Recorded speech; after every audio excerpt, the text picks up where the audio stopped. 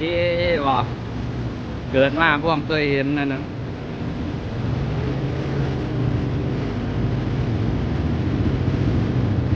ไปนี่เด้อผู้สาว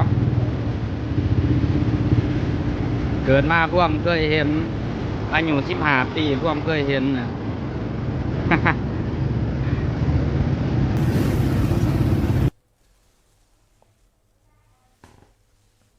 สบายดีเมื่อสุขุทุกคนมาพบกับ2คำนั่งซาแนลคือเก่าเนาะสำหรับมื้อนี้กะบ่ได้ไปการเนาะก็ถือว่า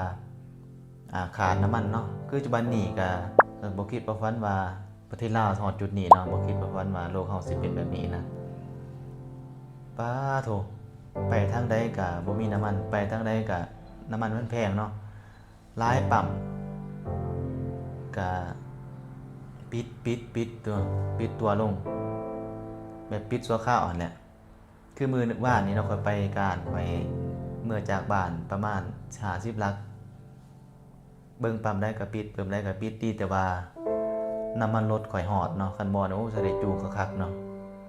โอ้เป็นตาน่าสงสารเป็นตาอีตนผู้ใดก็พอผู้ใดเนาะสู่ชีวิตเนาะก็เพื่อน้ำมันก็มันคือน้ำมันนี่ก็คือว่าหัวใจรักกับบ่แม่นเนาะคือว่าโอ้ขาดน้ำมันคือว่าขาดใจเลยเนาะจะได้กับสู้ๆน้ำกันเด้อพี่น้องเด้อคือว่าทุกแห่งเนาะเป็นวิกฤตอีหลีหรอกว่าโควิดอีกวิกฤตนี้ออกไปใช้บ่ได้เนาะแต่ว่าน้ำมันนี่ก็ยังออกไปใช้ได้อยู่ออกไปนอกไปหน้าได้อยู่แต่ว่ารถขี่บ่ได้สิใช้งานใช้หยังก็บ่ได้เวลาให้เฮ็ดหัวเฮ็ดสวนก็สิไปตัดหญ้าตัดฟืนตัดนั่นจะมาหากินแนวอื่นก็บ่ได้มันยากมันยุ่งยากเนาะโอ้วิกฤตแบบนี้จักสิเฮ็ดจังไดเนาะสิแก้ไขแบบใดเนาะหากะบ่พอเนาะอยากจะได้ก็มีแต่ปรับตัวเนาะพี่น้องเนาะปรับตัวเข้ากับสภาพโลกที่เป็นจริงแล้วก็สู่ไปนำกันเนาะอีกบ่ดนก็น่าจะมีทางออกที่ดีเนาะก็คืออยู่บ้านข่อยอันนี้น้ำมันเขาขายตุก50เนาะลิตร50,000แล้วก็บางหันก็100,000เนาะแต่ว่า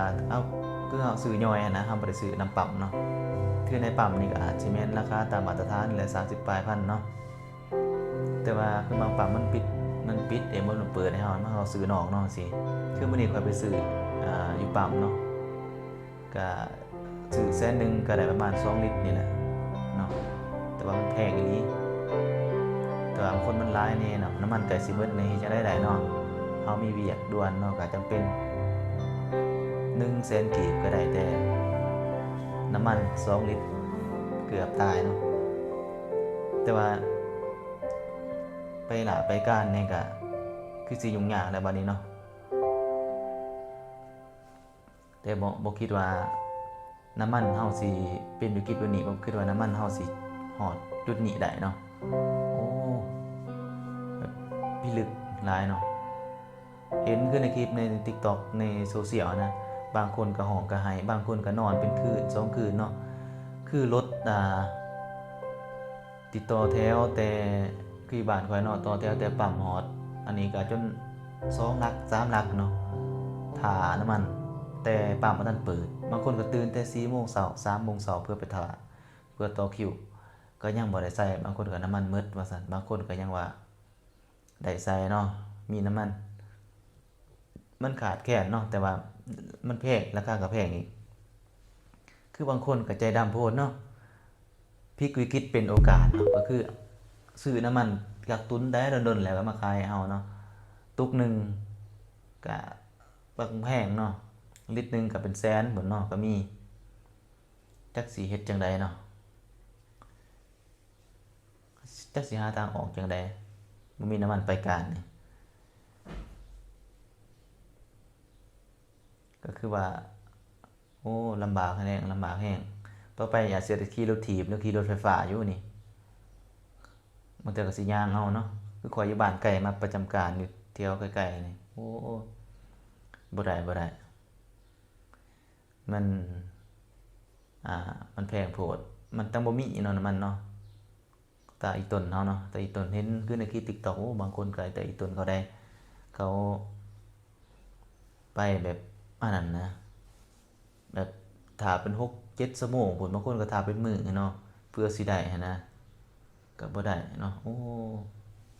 แบบนั้นแหละชีวิตเฮาเนาะบ่คิดว่าสิพบพ้อแบบนี้โอ้ก็จะได้ก็สู้ๆนำกันเด้อพี่น้องเด้อเป็นกำลังใจให้เด้ออ่า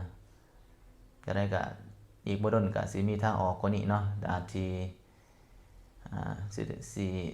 มีน้ำมันใจดอกเนาะคิดว่าแต่ตัวนี้ก็อดทนไปก่อนแล้วก็หาวิธีแก้ไขเนาะประหยัดน้ำมันช่วยกันแล้วก็เนาะเพื่อลดอ่าการใช้จ่ายแล้วก็เพื่อลดการใช้น้ำมันเนาะประหยัดช่วยกันช่วยเพื่อประเทศชาติบ้านเมืองเนาะ